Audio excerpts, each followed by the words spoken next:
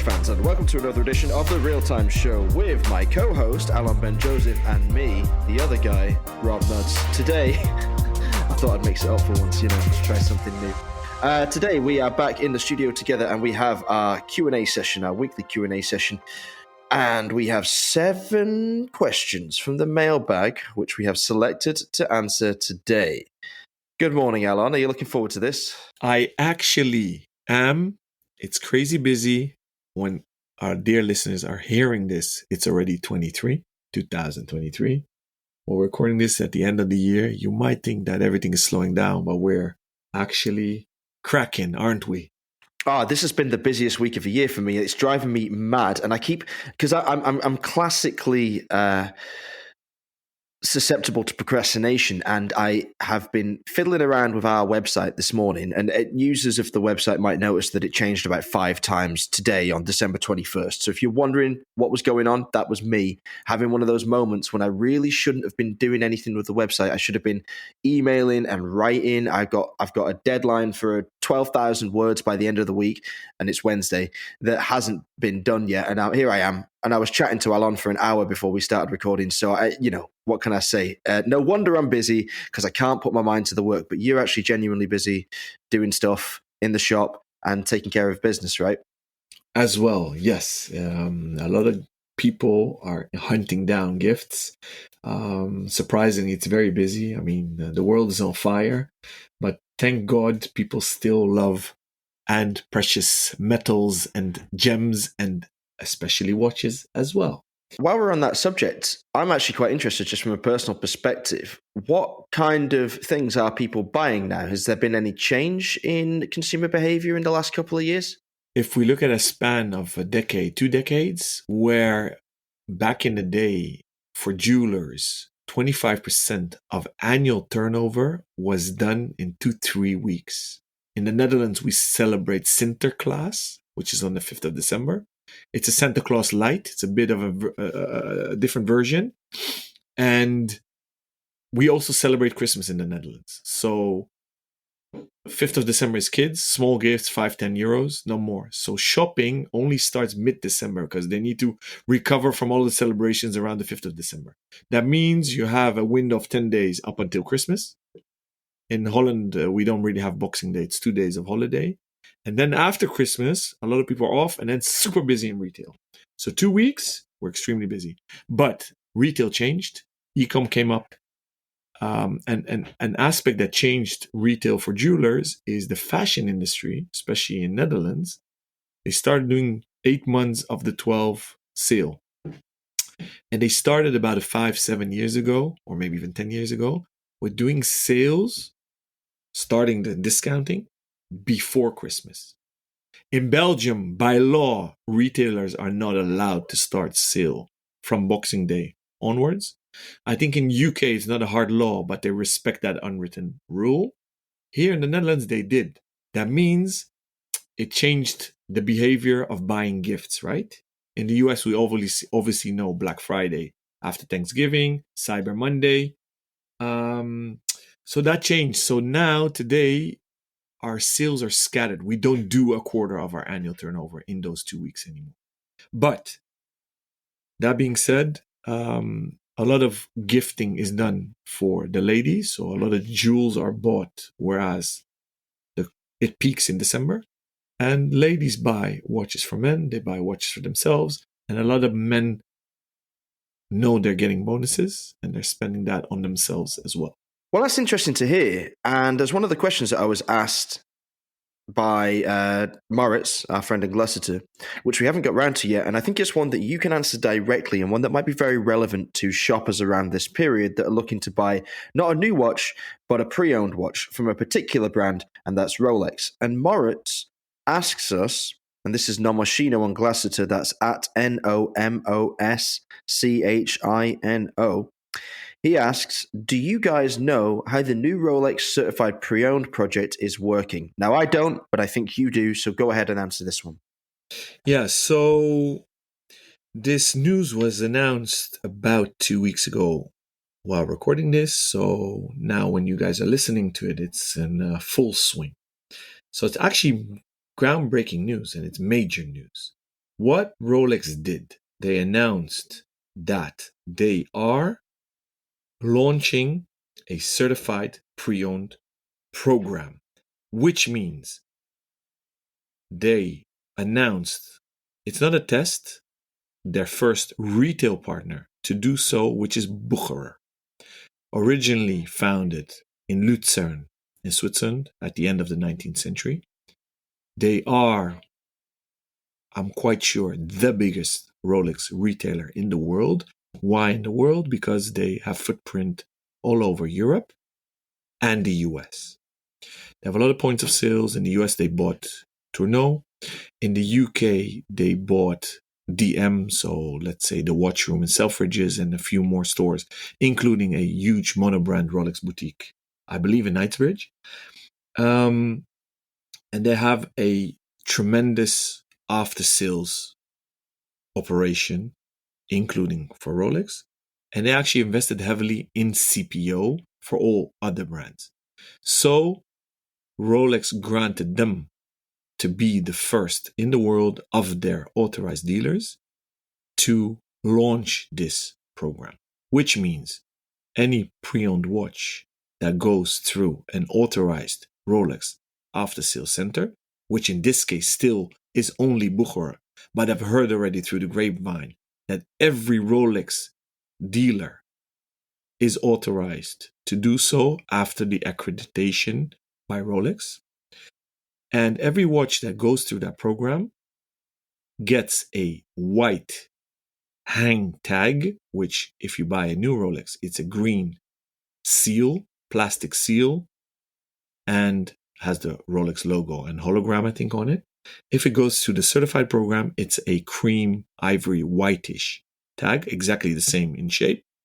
And you get a little white leather or leather look-alike credit card holder with a card that certifies authenticity, gives warranty on that watch, and can be sold through that authorized Rolex dealer. And that's it. What do you think of it, Rob? Do you think it's a good initiative by Rolex? Yeah, definitely. I mean, any kind of certification for certainly something so frequently faked as a Rolex is a huge bonus to the consumer. I think it's a nice thing. I wonder whether it will have any effect on the pre-loved prices. What do you think about that? So there was a lot of speculation. Actually, it created quite some ripples, especially in the CPO market. There was a lot of criticism. They said, oh, Rolex wants to chip in on these huge inflated prices on the secondhand market. I don't think that's the case.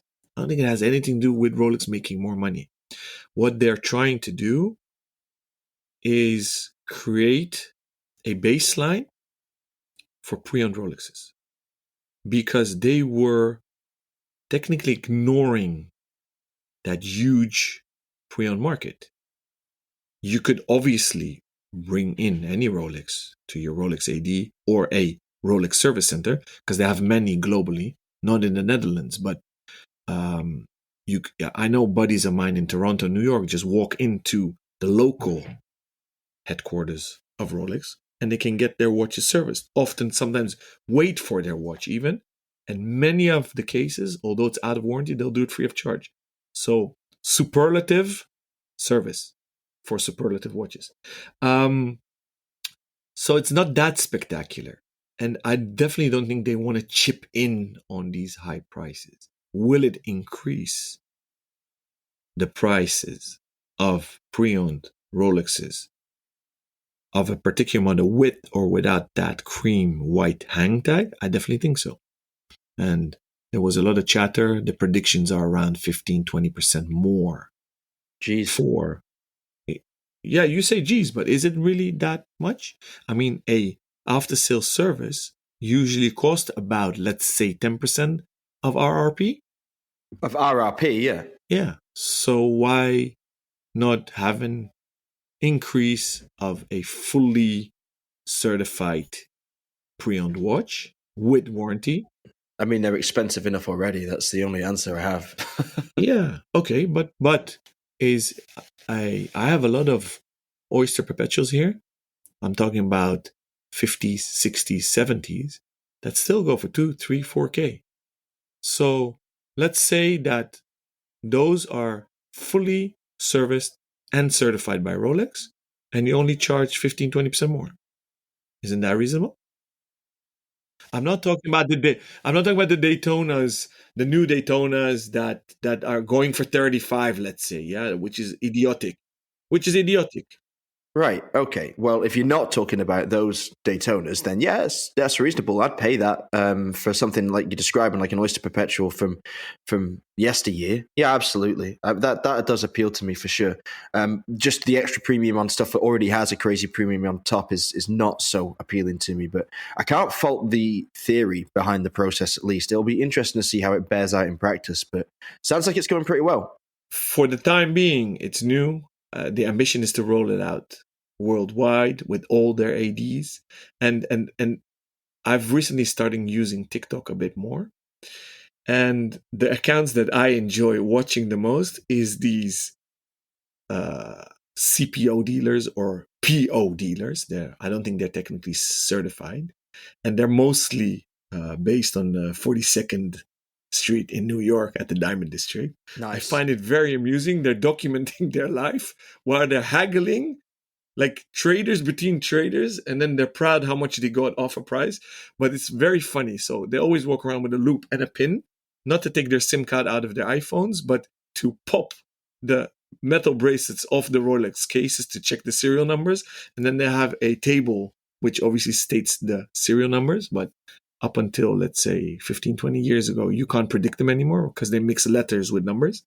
And they have a loop to check the dials if they're Frankensteins and if it's original. And I find that very amusing, actually. And I think for them, it adds a lot of value, this service. Have you seen that film by the Adam Sandler film called Uncut Yes. Gems? Yes, of course. Yeah. That's exactly what that makes me think of, like that kind of character. It is literally that, but then in real life. So very interesting. But I would love to hear from our listeners what their view is on this. I guess evolutionary, it's not such a big step because you could always get your watch revised and therefore certified by Rolex. Because if the warranty papers for your repair come back from Rolex, it's technically certified, right? So it's not a revolution, but it's brought as a revolution. It's perceived and received as a revolution. So I'm very curious what our listeners think about it. You know, there's another aspect to what our listeners might think about this whole thing is whether or not they can afford to buy the Rolex in the first place. And there's a question that we've received by one of our most loyal followers, and that's Christopher from Stockholm in Sweden. And he responded to one of our IG stories with this question: how does the salary for watchmakers differ around the world? In Sweden, it sucks.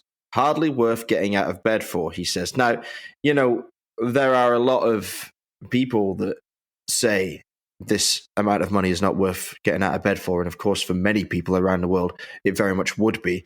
So we don't mean to be derisive in that sense, because obviously when you're talking about any multi-thousand wage a year, then it's worthwhile and can be the difference between people living comfortably or otherwise. But in the grand scheme of things, I have to say, unfortunately for Christopher, the salary for watchmakers themselves, and we're talking really watch services around the world, not just watch technicians, they can be qualified watchmakers, but people that spend their time servicing watches, refurbishing watches, rather than actually making components as you would expect the masters to be doing, is very poor. It is very low. So I can give you a candid insight into my experience as a watchmaker. Now, when I did my apprenticeship at the British School of Watchmaking, I was actually paid a salary throughout those 2 years. For the first year, I was paid £11,000. And in the second year, I was paid £12,000. Now, that wasn't actually enough for me to pay for my transport costs to school and my rent and food. So I did work.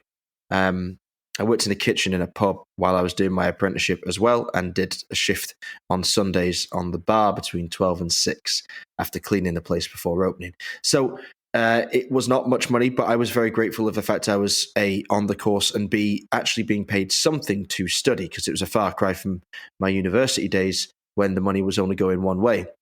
Now, to repay that investment that the Swatch Group had made in me, I then worked in Southampton for 2.5 years, and my starting salary in that first year was 17,000, and that went up to 18,000 the following year, and I think it crept up to around 19 before I left. Now that seems quite low, because the regular starting salary for a watchmaker with a qualification in the UK is around 26 to 28, I would guess, these days. And any new watchmakers that joined the team while I was working off the debt to the company for them having funded my apprenticeship would start on that amount. And that was quite frustrating at the time. It was fair enough because the company had invested in me. And of course, I knew what the deal was. But to see someone come in, do the same job as you, maybe even have a slightly lesser qualification in some cases, and be paid between 9,000 and 8,000 and 9,000 more was quite disheartening. I moved up to that more regular level when I went to Bremont. I was very satisfied on that money because I was able to live more comfortably than ever before. But when I took the job as an Omos sales executive and moved away from the bench, I also did a bit of research in Glasgow as to what the regular salaries were there. And it's much cheaper to live in Glasgow itself than it is to live in, say, Manchester or London or Southampton, as I had done before, and especially cheaper than living in Geneva or anywhere in Scandinavia. So the wages maybe go a little bit further, but Dresden itself, which is the nearest major city to Glasgow and where most of the younger watchmakers live and commute from, is actually more expensive than Manchester in many, many ways, and around the same price as Southampton, a little cheaper than London and a lot cheaper than Stockholm. So the answer is that salaries don't get bigger where you go. They don't go much further. You will earn a little more in Geneva, for example, but the fact that it costs you 18 francs for a Five Guys burger instead of £6 is why you earn that extra money. So I'm afraid, Chris, to be on the ground level of watchmaking, to be a service charged watchmaker, to be somebody that just works for other people, is never going to make you rich.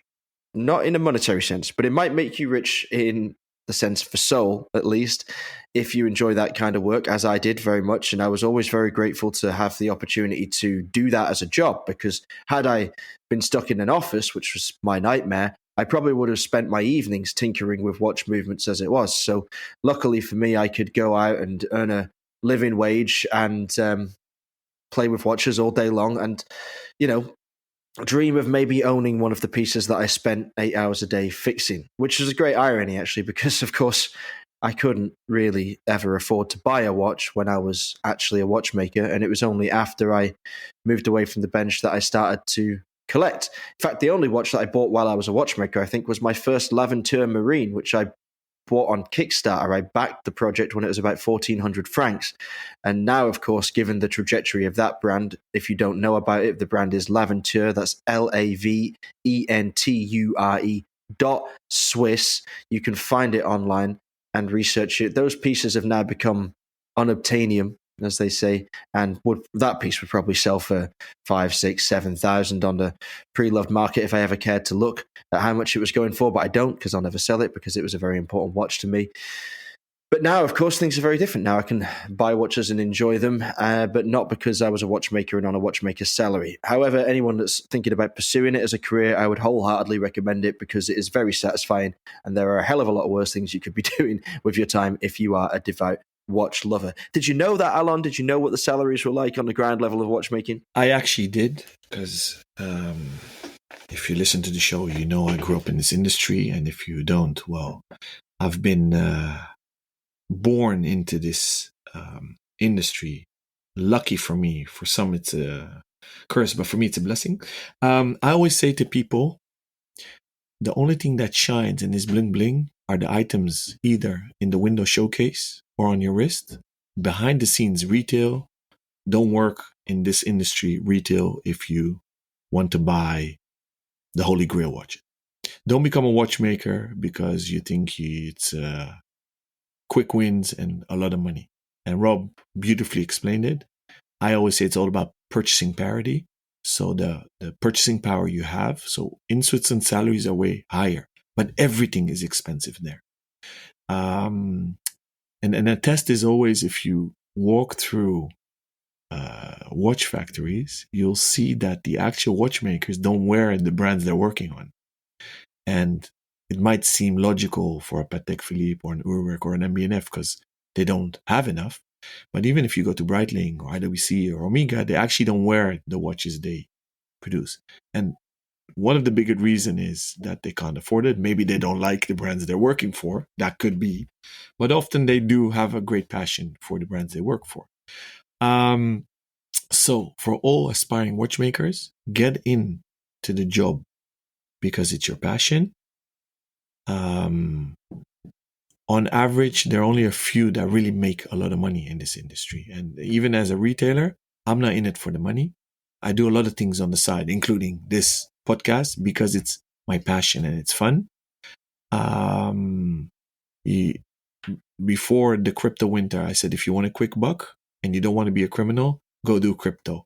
Don't flip watches. Watches are not a commodity. And a lot of people got burned now in the last few months that dealt in watches as pure commodity and out of passion. They lost a lot of money.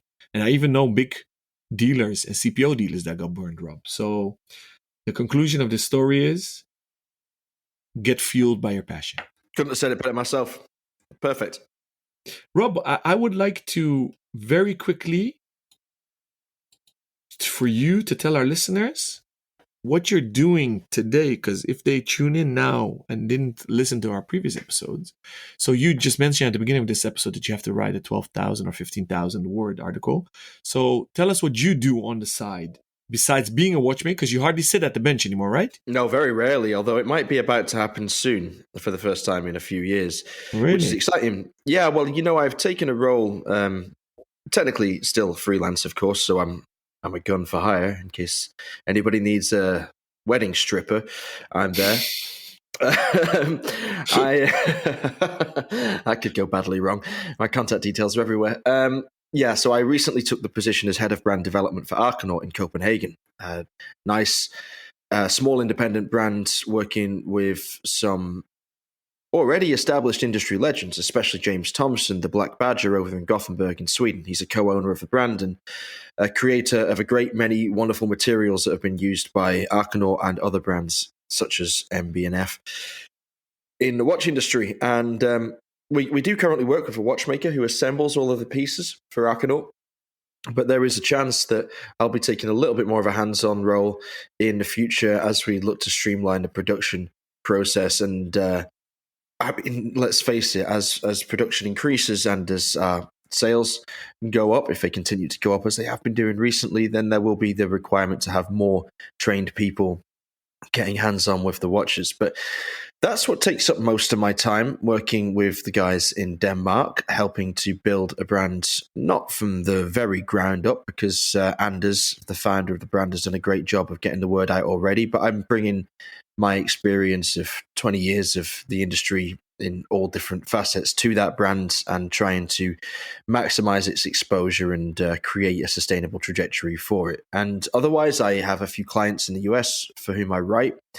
That 12,000 word deadline is thankfully not for one article. That would be almost a thesis, I think. But it's I don't know how many it breaks down into. I think about 12 more articles of 1,000 words each that need to be dropped in by Friday. I work in product development consultancy with Swiss brands behind the scenes to help them make smart decisions in the design and sales phases, sales communication phases of their product launches.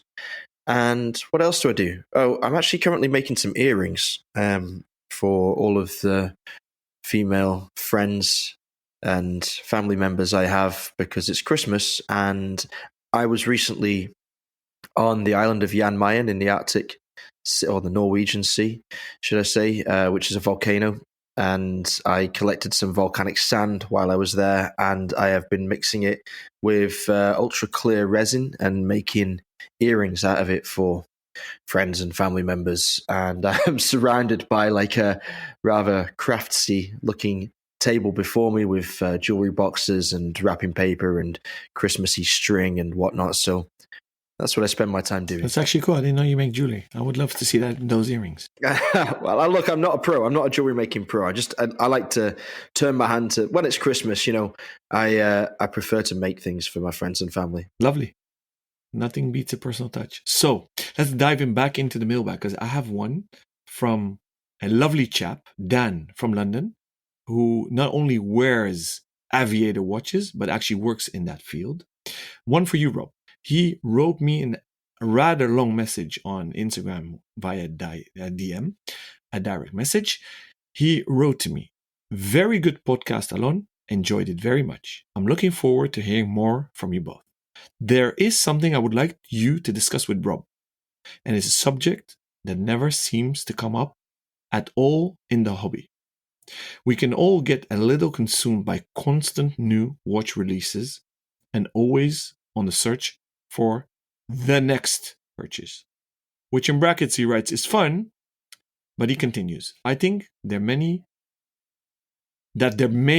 be some envy on the contentment of the one watch collector or the very small collection. I have a few watches, however, my 3570 Speedmaster is worn 90% of the time.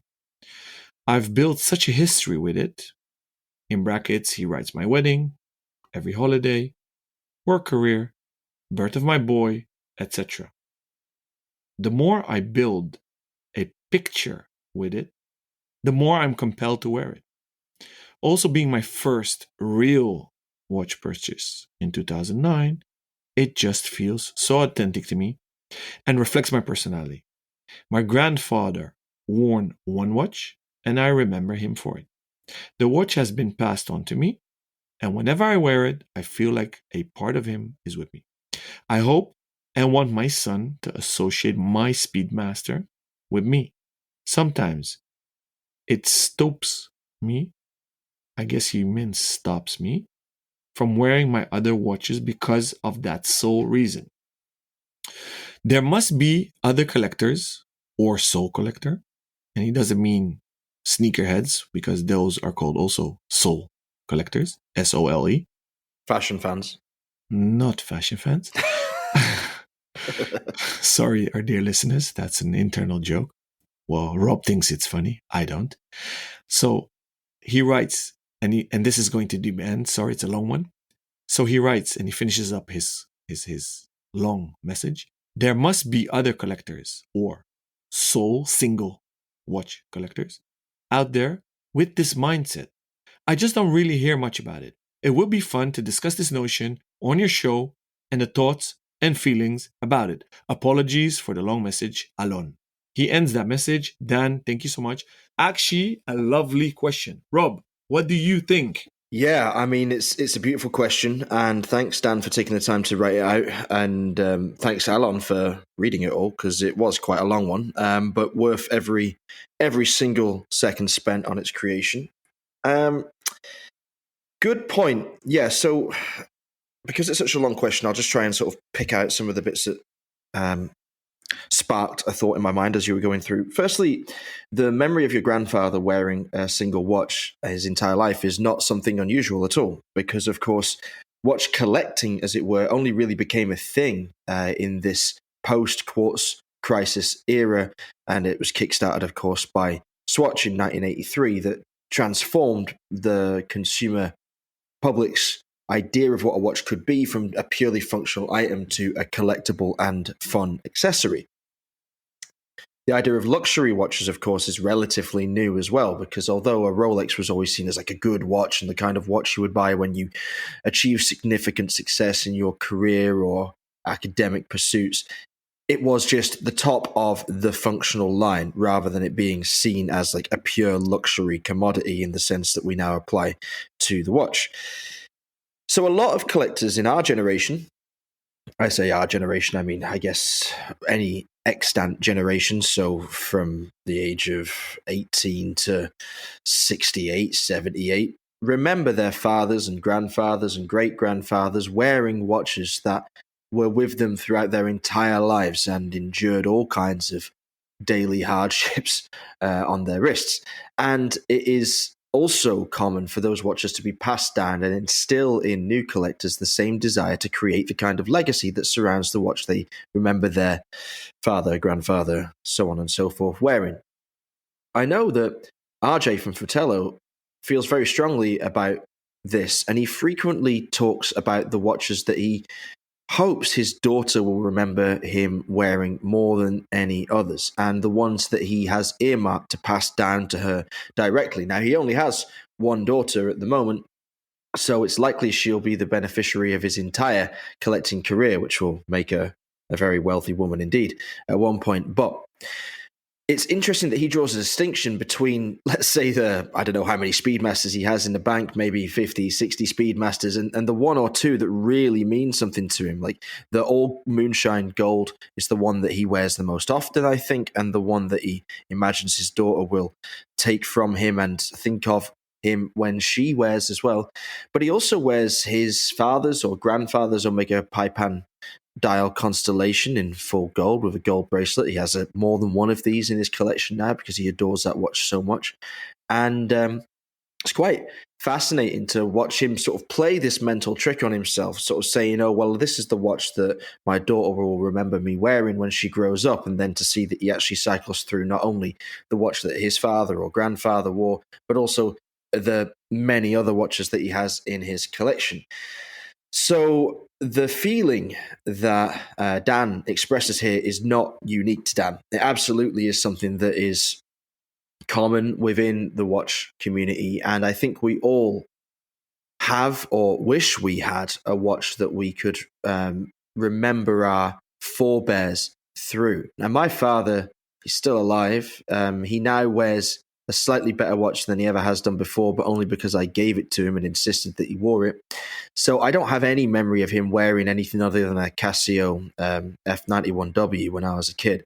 That is his signature watch still, for good reason. It typifies the man perfectly. But I find myself quite jealous, especially of you, Alan, with your dad, with such history and knowledge and passion for watches, and also like so many great opinions and feelings for certain types of watches that you don't even share. So you have that point of discussion and debate always, and that's a wonderful thing, and something that I hope if I ever should have children myself, I would pass on to them. To answer Dan's question about, well, not question, but point that he makes about the fact the 3570.50 Speedmaster is worn 90% of the time. I have been through phases. I always go through phases, actually, where I don't cycle through my entire collection of, I don't know how many pieces now, maybe 50 or so pieces, evenly. I go through small pockets of rotation. So I'll have maybe a sports watch phase where I'll want to wear my Straum and my Bremont and my Fortis. And then I'll go through a chronograph phase and I'll wear my WH&T and my Glacéteur Original or my Speedmasters in cycle. And then I'll go through my indie or micro phase and I'll wear things like the L'Aventure.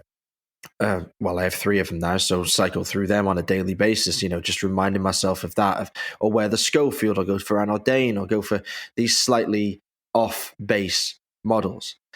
I do wonder if my friends and family have a particular watch that they associate with me. And if any of them cared enough to have formed that opinion in their mind, I would love to hear what it is. I'm sure my girlfriend believes that the watch she most identifies me with is my Chapek Antarctique Fratello Special Edition, the Viridian Green Passage de Drake model that we did in 2021, I guess. Time is racing, hard to keep track of it. So even amongst someone that has so many watches like RJ and even myself, there are those pieces that do stick out, not just perhaps in your mind, but in the minds of others as the watch that they will associate you with. But I don't think there's any harm in mixing it up and wearing different things all the time, and certainly don't feel guilty about the fact that you wear one watch 90% of the time and the rest of your collection get to share the remaining 10%. That's part of the joy of the hobby, and that feeling might change, it might evolve. The 90% might shift down to 80 or 70 or 60 as times pass. Maybe you experience a change in taste, in fashion, in style, in body type, even over a long period, and you find that the Speedmaster no longer feels like the watch for you. So don't agonize over it, enjoy it, and I'm sure that everybody around you that identifies that Speedmaster with you directly will appreciate it for that reason long after you're gone and your collection is consumed by the ravenous horde of collectors waiting to make it theirs. That's a bit dark. I'm letting you enjoy this moment. All right, I'm done.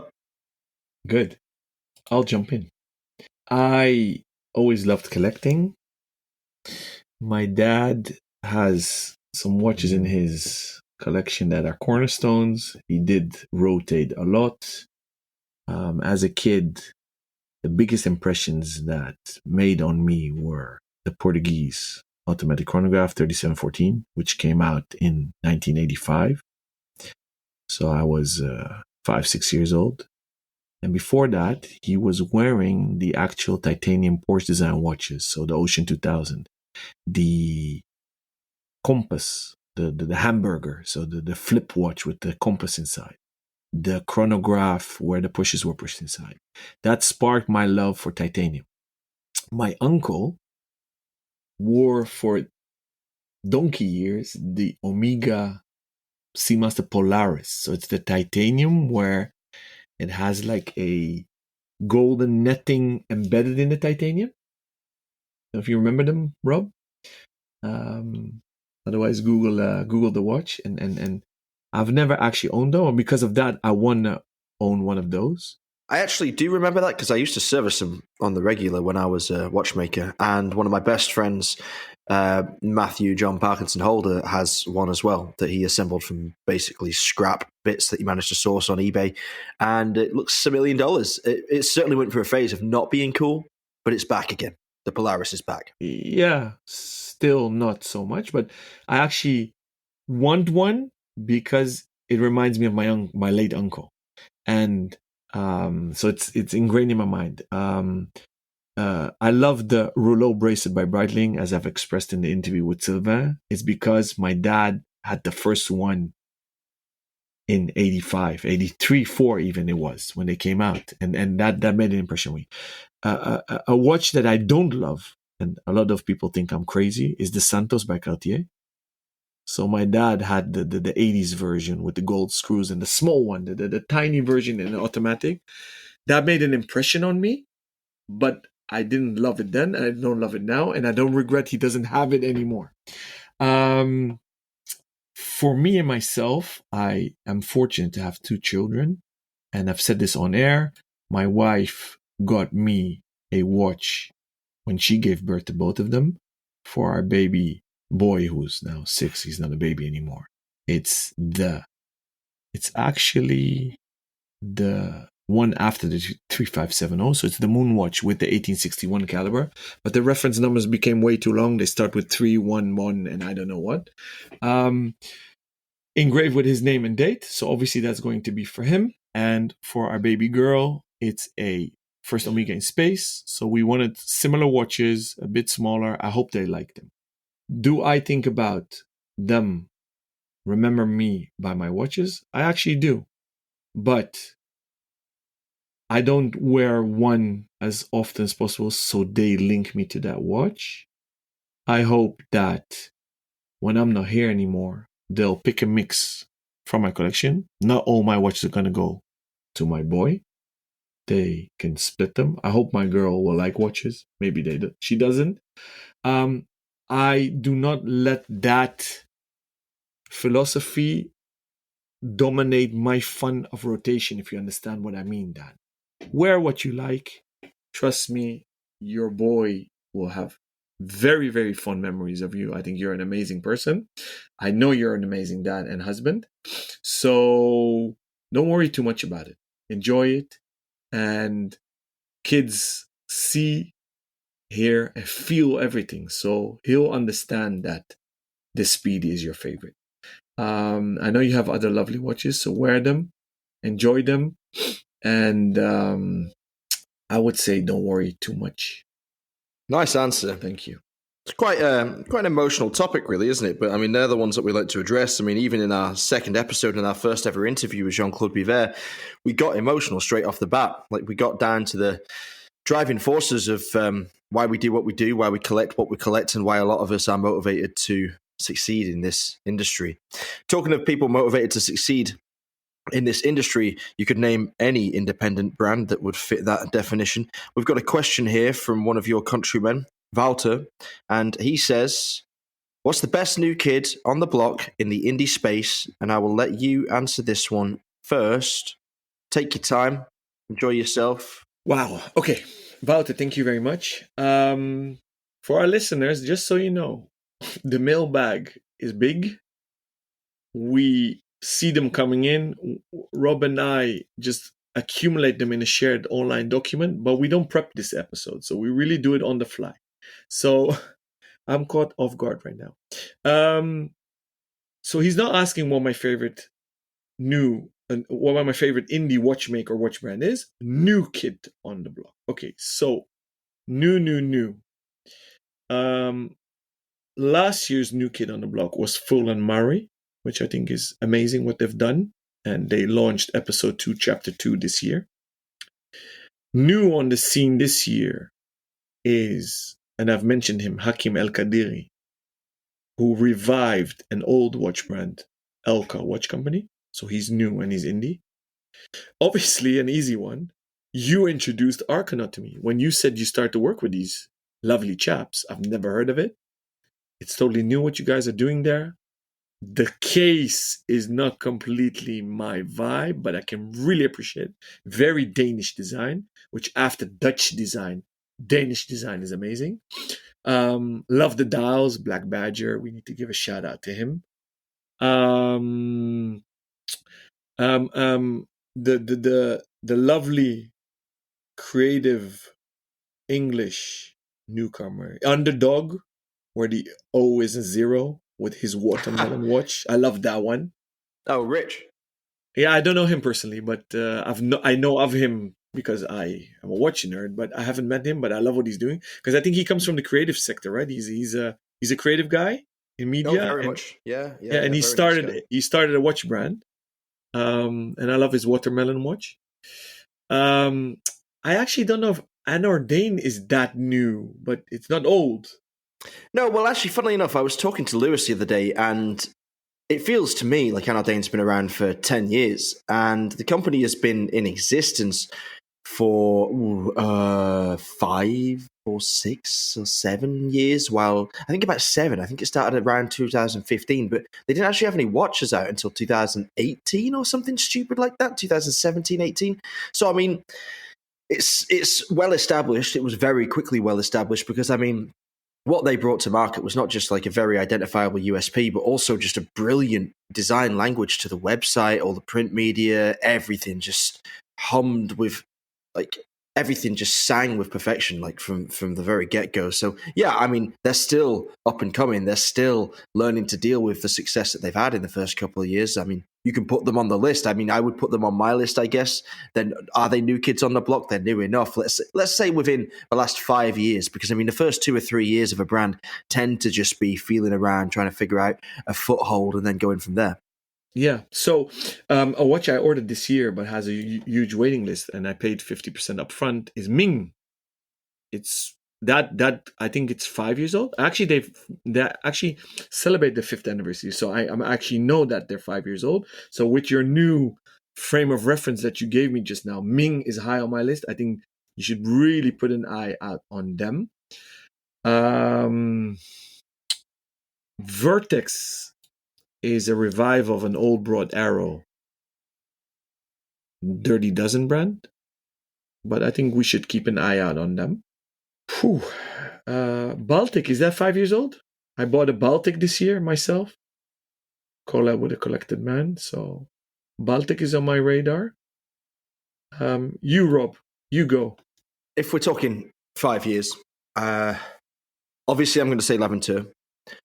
I'm gonna mention it at the top because I think that it's probably going to be an answer to another question we have in a mailbag as well. So I'll just get it out of the way because I don't want it to be too heavy in a Laventure presence on the episode. But 2017, founded on Kickstarter.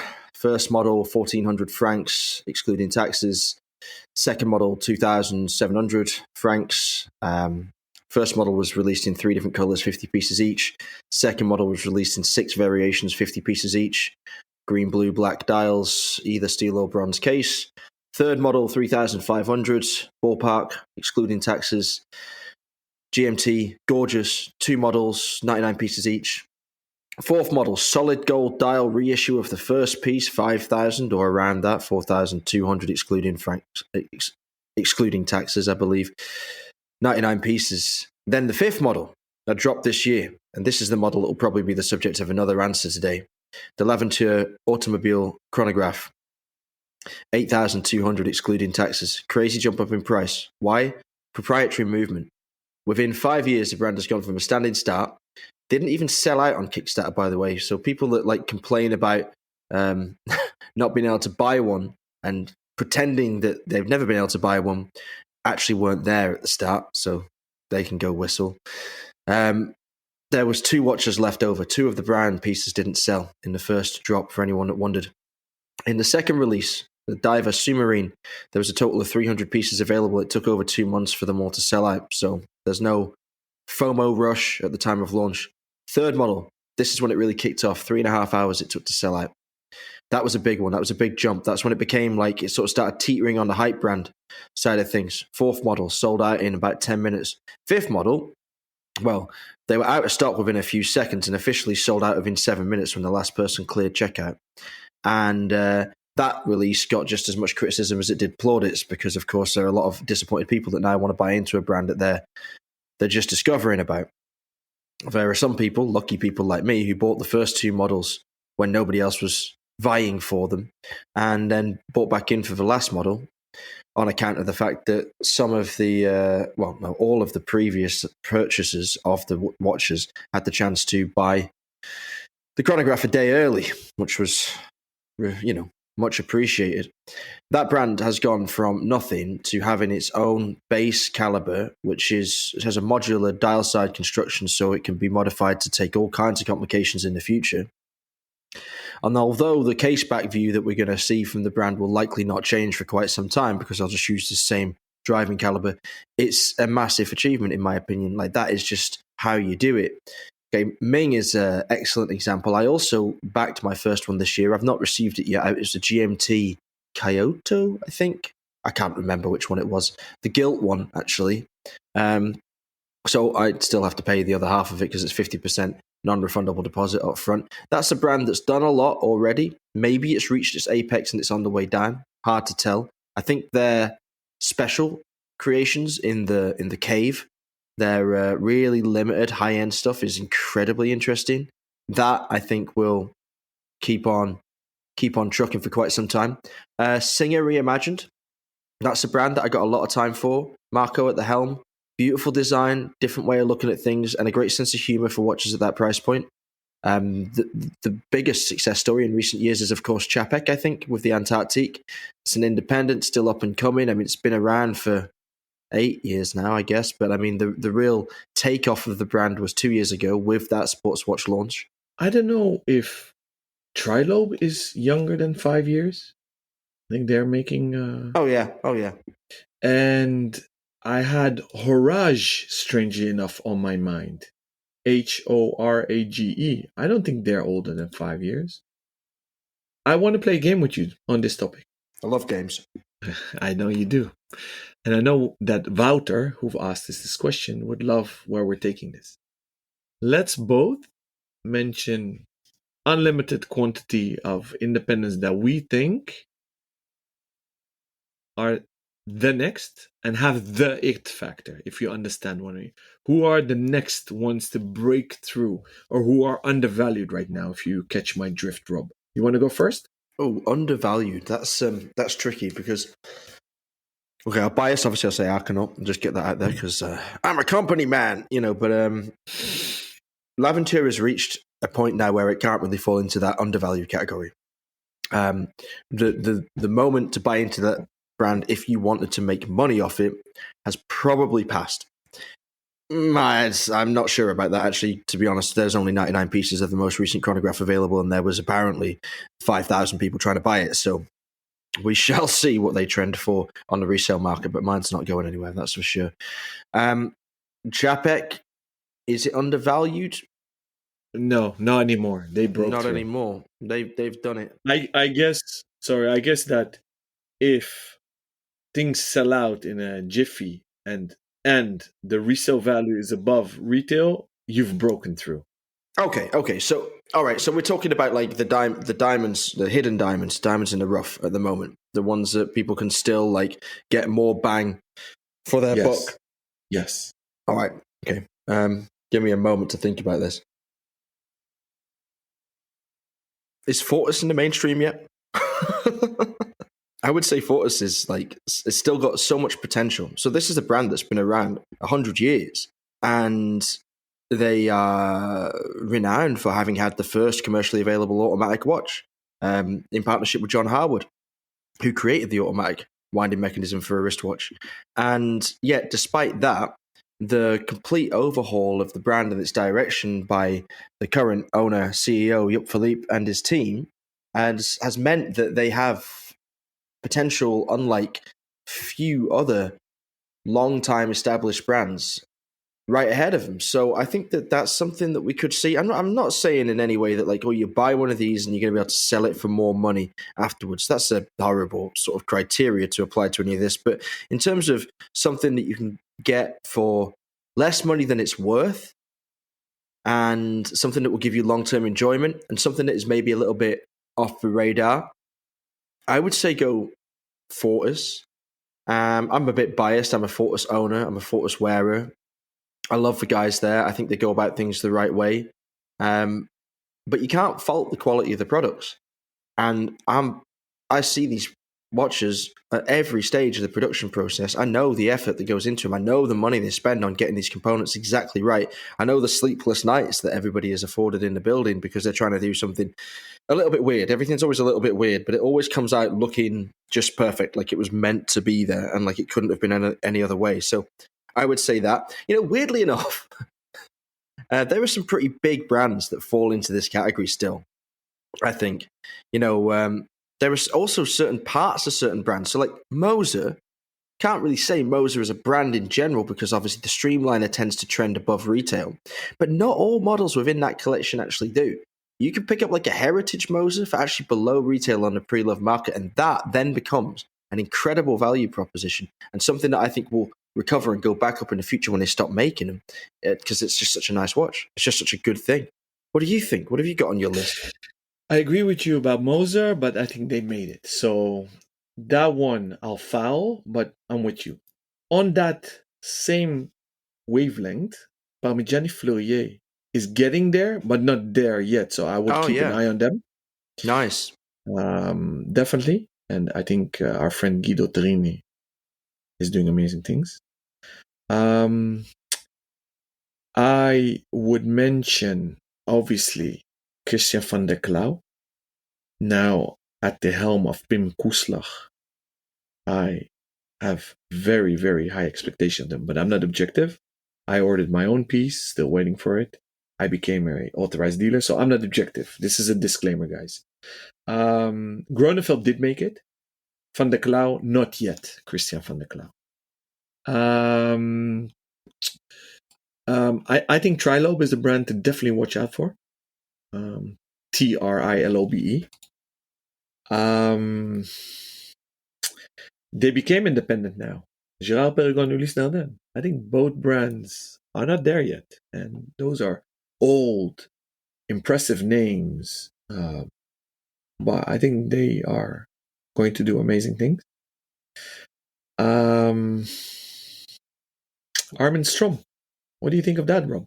I'm actually not a huge fan of Armin Strom. I was at one point. I think it was when he did like the sort of fire, ice, wind, air movements. But since then, no, it's really gone off the boil for me. I'm not a lover of that. I'll tell you one weird little brand that I like that not many people seem to feel the same about is ZRC 1904. It's a Mm-hmm. small, independent, pretty much entirely dive watch focused brand with a crown at 6 o'clock, weirdly enough, and this very, I think, attractive but highly utilitarian bracelet design. It was favored by the French Navy, I think, in like the 60s, and it's not a cheap watch. They're in 3,500 ballpark, but it's very comparable to everything else in its category in terms of design, which I think is exceptional, actually. Usability, which is right up there. Huge hands mean for excellent legibility in low light conditions, and an iconic almost bezel that doesn't get enough praise in my mind. So that's a little weirdo that I would pluck out of nowhere and say, Mm-hmm. if you're looking for something that has huge emotional returns, it's not gonna make you money. It won't make you money, no way. But it's a lovely watch to wear, a lovely thing to look at, and that's the kind of thing it could be a daily beater. And more power to you if you choose that one. I love it. I love it. That's a good one. Kudos to you, Rob. And what you said about Armin Strom, I feel you. I think what they make technically is amazing, especially the resonance piece. They need a bit of sexiness to the complete watch, in my humble opinion. And who am I? Yeah, but maybe we can sprinkle some of our wild ideas in a collab there, Rob. So maybe let's propose that. Two brands that I really think they deserve it are HYT and Belarus. I think those are two independents, different price categories, totally different watches that deserve it. And one brand that I really hope they grow more and they deserve it, but need redesigning is Beauvais. But we're having the CEO, Mr. Raffi, on the show soon. So stay tuned for that. I'm really looking forward to that interview. Yeah, I'm sure he is now after he's heard those glowing comments. But he can't wait to find out what it is you do to a Beauvais if you got it in your hands. I don't know either yet, but okay. Yeah, no. It's the problem, isn't it? Yeah, we like what they do. We like their ability to execute strange and wild designs, but we're not sure what we do just to tweak it slightly. We'll have to think about it because Beauvais is, well, fully ridiculous in the best possible way, in my opinion. Right, let's move on because it seems like we are about to tumble down a terrible rabbit hole there. Fascinating question. Obviously, we sort of expanded the parameters and moved it around a little bit, so I hope that was not too far off the mark for you, Walter, but thank you again for chiming in. All right, I've got one from our good friend Gary, and it sounds like a choose your own ending story, so I'm going to read it to you, and you tell me what you think about this one, okay? Okay. There lies before you two watches at a dealer that you love equally, that you can buy for exactly the same price. Let us assume they are both three-hand steel sports watches of very similar style, color, size, etc. In everything other than the level of finishing, they are comparable. One is a brand new hype watch at retail that changes hands for double that on the secondary market. The other is pre-owned but still under warranty and is costing you only half its original retail price, which is currently its true market value. For the sake of this question, assume that you cannot quickly resell the first watch, as it will ruin your good relationship with the dealer, and that the second watch is in immaculate pre-owned condition with full box and papers from a currently unfashionable haute horlogerie brand, and finished to the very same standard. You can only afford to buy one of them. Which do you buy, and why? What a great question! Brilliantly written as well. That's lovely. Okay, off you go. Gary, thank you very much. Cool question. And I guess people that know me know what I'm going to answer. But it makes it I love the game. And I love these games. So guys, keep on posting them and sending them to us. But it's not comparing apples with apples. We're not even comparing apples and pears. We're comparing apples with oranges right here. Because one is new, one is pre-owned, and then one is a hype watch, one isn't. But my answer is actually simple, so we don't need to overanalyze it. Buy what makes you happy. Forget the value. Buy what you love. Every time you look at the watch, does it create a smile on your face? Every time you put it away, do you miss it? Every time you grab it out of your drawer or wherever you keep your watches and you pick it up, it gives you that tingle. It makes you happy. That's the watch I would pick. for the sake of playing the game, It's got to be the pre-owned, hasn't it? yeah, yes. Because I don't buy hype watches for the hype. I don't buy watches as a commodity. It's obviously, again, I don't want to polarize. If you've saved up a lot of money for that one watch, and it's a big chunk of your daily spending, and you want that security that the watch retains its value, yes, I understand the analogy, go for it. Because financial security and a peace of mind is important. But Gary took away that element in his question, I believe, by saying, hey, that pre-owned is already at its value. The day you don't want it anymore, you don't lose on it. That's, I think, what he means. Can I ask a question? Can I make a slight adjustment to this? Because I think it makes it even better. So in the question, Gary says you can't sell the watch because it will damage the relationship with your AD. So that leaves you in a situation where you're either buying that watch and holding it indefinitely, or buying a watch that you, by the sounds of the story, actually like more, but just don't make any money on. My alteration would be, you can sell it immediately, but the retailer will be so pissed off of you, they won't sell you the other watch. So we're basically saying, assuming that you don't like the hype piece more than the pre-owned, because that's kind of the predication. Because if you like the hype piece more, you're going to buy the hype piece, right? So this situation that Gary's presenting this really is saying, are you buying for love or money? And if it's pre-owned and you love it, but you won't make any money on it, but you can have it and it's a true market value, or it's like you would sacrifice the opportunity to own that watch that you actually want. Let's say it's an Apollo Soyuz or something like that, something hard to come by, something rare, something you're not going to get the opportunity to buy again, and you love it and you've always wanted it and it's there. Or you can buy Rolex Oyster Perpetual 36mm turquoise dial, right? That's the question. You can sell that turquoise dial probably for 30K or something. It's only retails for about $6,000, but you could sell it for about 30 on the pre-owned market immediately. Now, so would you take 24 grand cash or the opportunity to own a watch that you really, really, really want? So I guess I can answer for you and for myself. It's hands down the Suyos. So the Apollo. It's a watch that we want. And I want to make a comment here because I am an AD for many brands, not all of them. I don't care what somebody does with a watch. I am not dictated by anyone or any brand. But for me as a retailer, I enjoy selling to those people that gain joy from a watch. But that being said, who am I to tell you what you're going to do with a watch? As an AD, I sell at RRP and never more, sometimes less, sometimes not. Pre-owned, that's the craze of the day, right? It became sometimes for some brands a commodity, and we go up and down with the ebb and flow and the tides of market pricing.